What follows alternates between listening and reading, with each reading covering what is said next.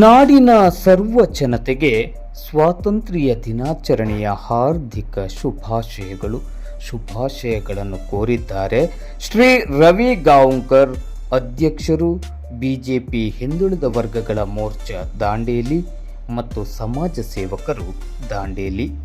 ಪ್ರಿಯ ಯುವಕರೇ, ಈ ದೇಶ ನಿಮ್ಮದು.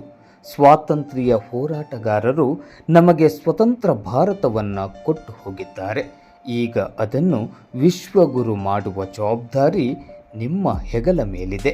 ಮೊಬೈಲ್ನಲ್ಲಿ ಸಮಯ ವ್ಯರ್ಥ ಮಾಡುವ ಬದಲು ಹೊಸ ಆವಿಷ್ಕಾರವನ್ನು ಮಾಡಿ.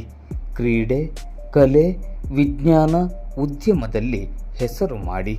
ಡ್ರಗ್ಸ್, ಸೋಮಾರಿತನದಿಂದ ದೂರ ಇರಿ. ನಿಮ್ಮ ಪೋಷಕರು ಮತ್ತು ಗುರುಗಳ ಕನಸನ್ನು ಈಡೇರಿಸಿ. ವಿಕಸಿತ ಭಾರತ 2047 ನಿಮ್ಮ ಕೈಯಲ್ಲಿದೆ. ಓದಿ, ಸಾಧಿಸಿ, ದೇಶಕ್ಕೆ ಕೀರ್ತಿ ತನ್ನಿ.